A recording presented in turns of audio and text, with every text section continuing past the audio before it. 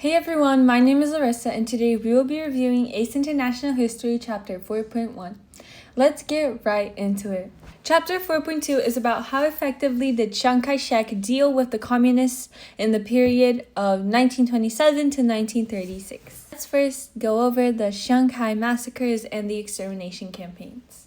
The success of the Norton expedition had been owed much to the support of the peasants and factory workers who were attracted by the communist promise of land redistribution and improved conditions.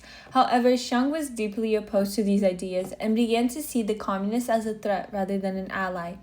At the same time, his leadership was challenged by Wang Xiang's rival government in Yuhong, and tensions within the Kuomintang reached a breaking point in 1927. In early 1927, the Chinese Communist Party organized uprisings among industrial workers in Shanghai, successfully removing the local warlord. While some leaders supported this, Chiang reacted with anger, seeing it as a direct challenge to his authority. He responded by launching what became known as the Purification Movement, a deliberate attempt to remove all communist influence within Kuomintang. In April 1927, he ordered the closure of communist headquarters, declared martial law, and began a violent purge. With the support of the Green Gang, KMT forces attacked communist buildings, killed leading members, and arrested striking workers. Protests were met with gunfire, and thousands were killed in what became known as the White Terror. The violence spread across China, and although the exact number of deaths is debated, it is clear that tens of thousands of communists were killed or disappeared. Despite this brutal suppression, the CCP was not destroyed. Although weakened and forced into remote rural areas, it survived under the leadership of Mao Zedong, who began to build a revolutionary army based largely on peasants. This meant that while Chiang had removed communist influence from the Kuomintang, he was not eliminated the threat itself. At the same time, his actions caused the withdrawal of Soviet support, which weakened the Kuomintang both politically and militarily. Mao's rise as a leader became increasingly significant in the early 1930s. After helping to establish the CCP, he focused on building support among peasants rather than urban workers, which set him apart from other communist leaders. In the Chiang Kai-shi province, he developed a base and formed the Red Army. Although his forces were poorly equipped, they posed a growing challenge to Chiang's authority. Chiang responded by launching a series of extermination campaigns between 1930 and 1934, attempting to destroy the communist base. These campaigns were costly and largely unsuccessful, as Mao relied on guerrilla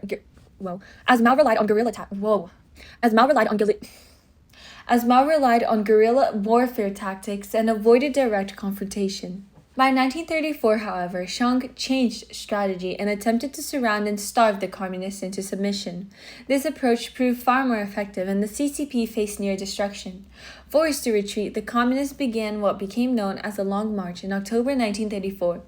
Around 90,000 people set on a journey of thousands of kilometers to escape KMT forces. The early stages were disastrous, with heavy losses and constant attacks. However, after Mao took control of leadership in 1935, he introduced new tactics, including faster movement, unpredictable routes, and dividing forces into smaller groups. One main issue with the Long March was that they were walking in a straight single-file line, which made them obviously very easy to spot.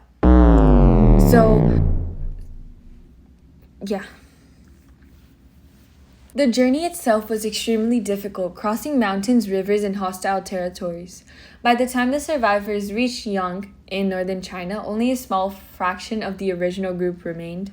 Although the Long March was a retreat and involved huge losses, it allowed the CCP to survive and strengthened Mao's leadership. It also became a powerful symbol of endurance and revolutionary commitment. While Chiang was dealing with the communists, he also faced a growing threat from Japan. Following the Mukden incident in 1931, Japan invaded Manchuria and established the puppet state of Manchukuo. China appealed to the League of Nations, but no effective action was taken, leaving China to face the threat alone. Despite this, Chiang adopted a policy of non-resistance, choosing to focus on defeating the communists rather than comforting Japan. This decision was highly controversial and unpopular, as many believed that resisting foreign aggression would be the priority. Tensions reached a climax in 1936 during the Xiang incident. Two KMT generals, frustrated with Chiang's focus on the CCP, decided that China needed to unite against Japan. They arrested Chiang and demanded that he change his policies. After negotiations involving the CCP and Soviet influence, Chiang agreed to form a united front with the communists against Japan. This resulted in the Second United Front and marked a temporary end to the conflict between the KMT and the CCP. At the same time, Chiang's government attempted to modernize China during what became known as the Nanking Decade. The nationalist government introduced reforms aimed at economic development, industrialization, improved infrastructure, and better education. Efforts were made to unify the country, reduce foreign influence, and improve living conditions for workers and peasants.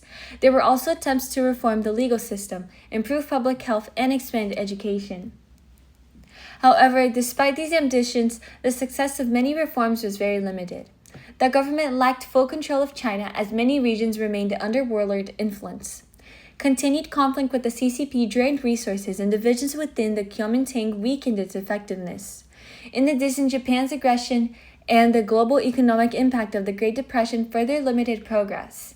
Much of the government's spending was directed towards the military, leaving little for education or social reform. By 1936, it was clear that while Chiang Kai-shek had achieved some success in consolidating power, his efforts to deal with the communists and modernize China were only partially effective. The CCP had survived and grown stronger. Japan posed an increasing threat, and many of the reforms introduced by the nationalist government had not been fully implemented. As a result, China remained a very divided, unstable, and vulnerable nation to both internal conflict and external aggression.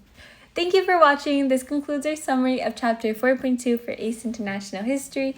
I wish you the best of luck with your studies. Bye-bye.